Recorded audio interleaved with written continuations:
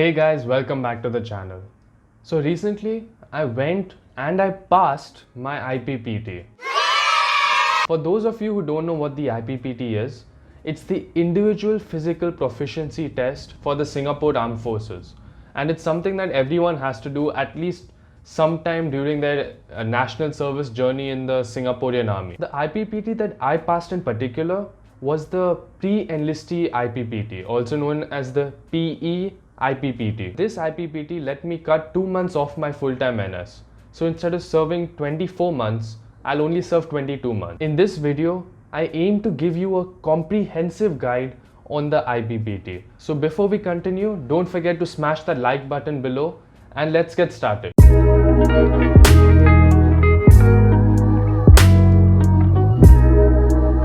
As always, timestamps are in the comments below. So while you're leaving a comment, be sure to check those out in case you need to jump ahead or jump behind. So the first thing we're going to talk about is what you need to know beforehand and the necessary mindset you need to have in order to pass the damn thing. Firstly, you have to understand that if you pass this IPPT once, then you get 2 months cut from your NS. Just 2 months gone like that. And even if you're doing NS, then you get money in exchange for just passing the IPPT. And you get to avoid remedial training or whatever it is. So the idea is to just go there and give it 120%.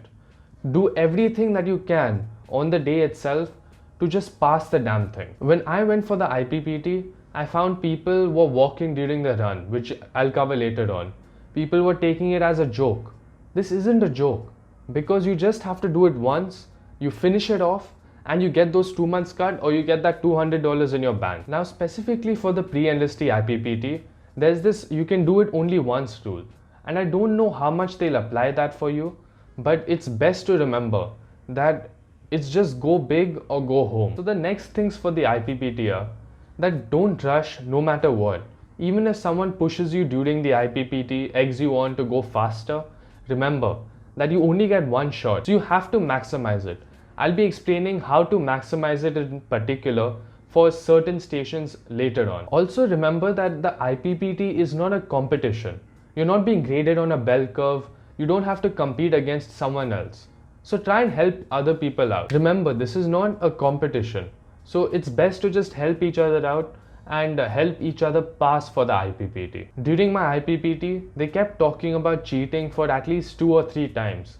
And they kept mentioning that if they find you cheating, then they'll first report you to MINDEF, then they'll report you to the Singapore Police Force, and then they'll put a permanent mark on your record.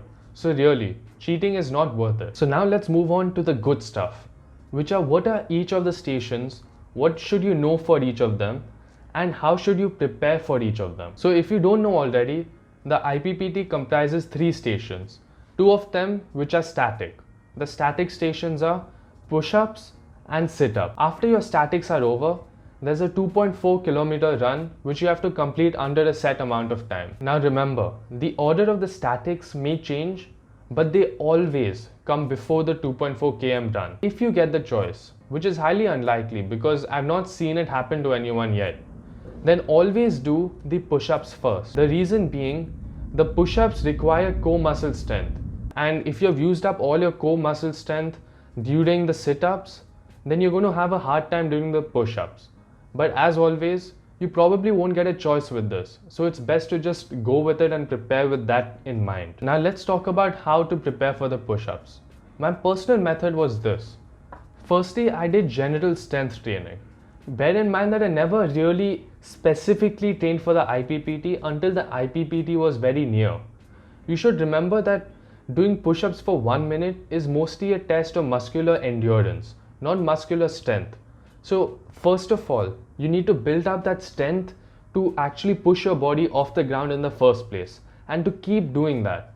So this is why I recommend doing general strength exercises such as free weights in the gym, perhaps a barbell bench press or a chest press or even push-ups, but changing the inclination so that you can get progressive overload on that muscle. You can keep challenging it. The idea here is, if you look at the push-ups you have to do during the IPPT, those aren't really perfect push-ups.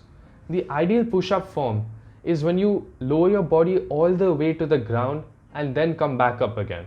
because that last inch between your chest and your ground, that is the most difficult part of the entire exercise itself. So if you can nail the form, and if you've been practicing with push-ups that are already more difficult than what you have in the IPPT, you'll be completely set for the IPPT style push-ups, in which you're not going all the way down to the floor. Another thing about the push-ups is, I really recommend this plugging the energy leaks technique, in which you tighten everything in your body, starting from the calves to your quadriceps to your core, and then finally your shoulder girdle. This is another principle outlined in the Athlete Next video. I've linked it again in the description below. If you have 1 month remaining till the IPPT, then I recommend a method known as greasing the groove. You may be asking, what exactly is grease the groove? Grease the groove, or GTG for short, is a method of really becoming good at one particular exercise. It treats strength as a skill. So what happens is, you do a test for yourself. You do as many push-ups as you can in a minute. Then you do suboptimal sets of those push-ups dispersed throughout the day. So say you did 20 push-ups. You do no more than 10 push-ups, but you do 5 push-ups spread out throughout the day. In Grease the Groove, in GTG, your body isn't really becoming stronger at doing that exercise. Your body is becoming more efficient at doing that exercise. Really, GTG is ideal for things like the IPPT, but it's not so ideal for a really long-term solution. Anyways, do anywhere from 3 to 5 sets per day. I recommend starting out on the lower end and then building up to the higher end, making sure you aren't getting any tendinitis or pains in your joints, particularly the wrist, while you're doing this exercise. Of course, periodically test yourself to see how you're progressing, and don't forget to do some face pulls, because with all that pushing, that can really lead to an overuse repetitive strain injury in your shoulder. So face pulls, another Athlete Next thing which I've linked in the description below, really prevent that from happening. The day itself of the IPPT, remember you're going to be doing it on a push-up machine. So the setup is really important. When you begin, get into the push-up position and slowly lower yourself while looking straight ahead. And keep looking straight ahead. So while you're executing the push-ups, remember that you can take advantage of rest positions. I recommend going for at least 20 push-ups before taking a rest. On the machine, you can do anything as long as there are still 3 points of contact. So bear that in mind. You can use that to stretch out your abs, you can use that to help out your hands, whatever you want. But just remember 3 points of contact. If any other part of your body touches the floor, then you're already done for. So make sure that doesn't happen. Another tactic you could try is change hand positions slightly to activate different muscle groups or activate different muscle fibers, which will help you keep pushing out and cranking on. I didn't try this during the actual IPPT. I got too tired, but you are welcome to. Remember, 1 minute is all you get. So you have to get as many as possible in that time. Now between the first static and the second static, remember, you have the right to at least a 5-minute or a 10-minute break. So don't let the adrenaline throw you into the next one. Remember to rest a bit, maybe drink some water, stretch it out, and then go for the next thing. Now let's talk about the sit-ups or the other static. How do you prepare for these? Well, the answer is simple. You don't prepare for sit-ups directly. What do I mean by this? What I mean is that sit-ups are actually very harmful for your body because they place too much stress on your spine and they only work one function of your abs. Your abs can do so many more things. So understanding that, remember that sit-ups are probably the easiest part of the entire IPPT. So you don't have to focus on doing sit-ups in particular. What I recommend doing are athletic ab workouts. You can find some more of them linked in the description below. Of course, again from athletenext.com, the best YouTube channel for all these fitness things. If your abs are especially weak, then I recommend doing one of these Athlete Next ab workouts every single day, because your abs can really tolerate that level of training. But apart from that, there's no real big deal to doing the sit-ups. You just have to remember that while you're executing the sit-ups, don't use your abs on the way down, but just let your body fully free fall downwards and then bounce back upwards. There are two kinds of ab work, direct and indirect. You can do some direct ab work if your abs are especially weak, as I mentioned, but mostly you'll be getting enough ab work through all the indirect ways. If you're doing a squat or a deadlift or even running. For ab strengthening, I recommend doing squats surprisingly, because squats strengthen your hip flexors, which in turn help while doing the sit-ups. Because sit-ups are not just about the abs, they're sometimes more about the hip flexors than the ab muscles themselves. While setting up for the sit-up, remember, make sure you're completely comfortable and the buckles are on tight before you start doing anything. Check the position of your butt as well, because once you start, you can't really change the position of your butt, otherwise you get disqualified. So make sure you're in a very comfortable position. Now while executing the push-ups in that 1 minute, remember, go as fast as possible, go all out. You won't have a problem with insufficient strength during these sit-ups, I'm telling you. But you do have a problem with time. So you have to keep going fast. You have to keep cranking them out. Remember, your shoulder blades have to touch the ground before going back up. Otherwise the machine doesn't register it. The machine involves this flooring, which probably has some kind of sensor that registers whenever your shoulder blades touch it. So keep that in mind. Don't lift your ass up to generate some kind of momentum while going back up, because that is an immediate disqualification again, or at least they'll give you a warning. So now the run. And the run for me personally was the most challenging thing, but I managed to cut my time down from 19 minutes to 12 minutes just through some basic training. If you're anything like me, you have not been running that much. So obviously the answer is to run a lot more. But don't just keep running 2.4k again and again, but do some fartleks workout.